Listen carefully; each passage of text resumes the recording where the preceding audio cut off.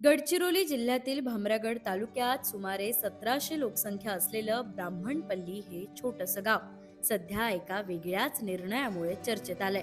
दारूच्या वाढत्या व्यसनामुळे गावात कौटुंबिक वाद आणि महिलांवरील अत्याचाराच्या घटना वाढल्या होत्या. या परिस्थितीला कंटाळून गावकऱ्यांनी एकत्र येत ग्रामसभेत ठोस निर्णय घेतला आणि प्रत्यक्ष बदल घडवण्याचा निर्धार केला. आणि ग्रामसभा बसवून लोकांना म्हणजे समजूत घालून का दारू पिल्यामुळे म्हणजे ॲक्सिडेंट असा मारधोड बायांना मारणे न बा आता बायांचे म्हणजे बाई चुलीपाची काम करत राहते, माणूस चालला आपला दारू पिते, घरी काम नाही करत, तिचा संसार उद्ध्वस्त होते. हं तर आता असे आमच्या गावात म्हणजे चालू होते. तर त्याच्यामुळे मग त्या दिवशी मॅडम आली, चला बा गावात आपण चर्चा करू म्हटलं. गावकरी सर्व मंडळी साथ दिले. त्या दिवशी ग्रामसभा बसवलं. त्याच्यामध्ये चर्चा झाली त्या गोष्टीची. मग लोकांनी म्हटले का मॅडम म्हणे मग कसं करू म्हणे, दारूबंदी कसं होईल पा. मग लोकांनी काय आता तिथं सभेमध्ये बसले ना, मग नाही का जो दारू विकेल त्याला 20,000 दंड. जो बायकोला मारधोड करेल त्याला नाही का 5,000. असं जो दारू पकडून देईल नाही नाही मारझोड जो करेल बायकोला त्याला 1,000 रुपये दंड. आणि जो दारू पकडून देईल त्याला 5,000 दंड.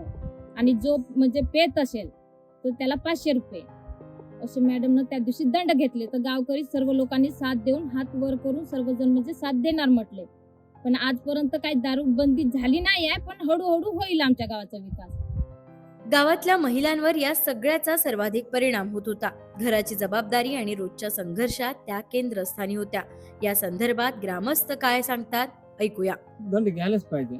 मारहाण केलं तर बायको लेडीजला काहीतरी केलं तर त्याला काही नाही काही दंड द्यायला पाहिजे, त्याला शिक्षा द्यायला पाहिजे. शिक्षा देणंच आवश्यकता आहे.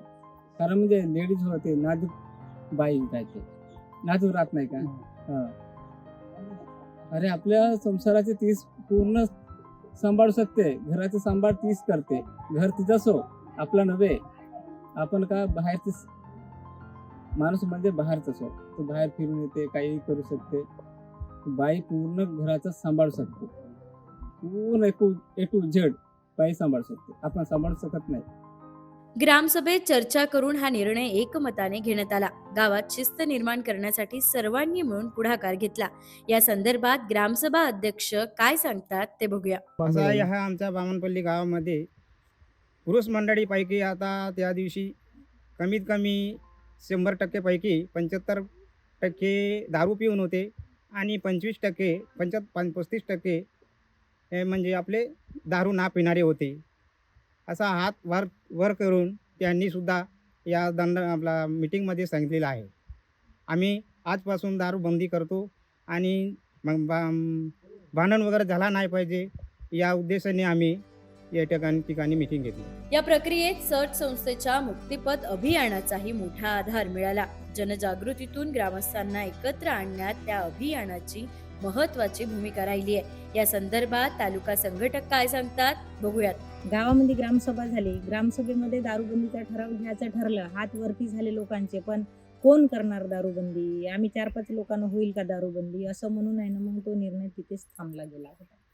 मग असं करता करता मग आम्ही मुक्तिपथ शक्तिपथ हा जो कार्यक्रम आहे, महिलांचं आरोग्य आणि कमजोरी महिलांची कशी कमी करायची आणि त्यांच्यामध्ये त्यांचं शरीरातलं HBचं प्रमाण कसं वाढवता येईल. जेव्हा त्या महिला निर्णय क्षमतेमध्ये येतील तर गावाची दारू कशी बंद होईल या हेतूने आपण त्यांच्यासोबत समस्यावर चर्चा केली. आणि सकाळीच मग 19 तारखेला गावाची ग्रामसभा ठरवल्या गेली आणि त्या गावाच्या ग्रामसभेमध्ये संपूर्ण लोक तिथे सहभागी झाले. खरं म्हणजे गावाची समस्या काय आहे? पिण्याचं प्रमाण वाढलेलं आहे, युवकांचं मरण्याचं प्रमाण वाढलेलं आहे, म्हातारे आई वडील मुलांना चांगलं सुशिक्षित करून चांगल्या उच्च पदावर बघण्याची त्यांचे स्वप्न आहे. ते स्वप्न आई वडिलांचे एकदम खाली पडत आहे.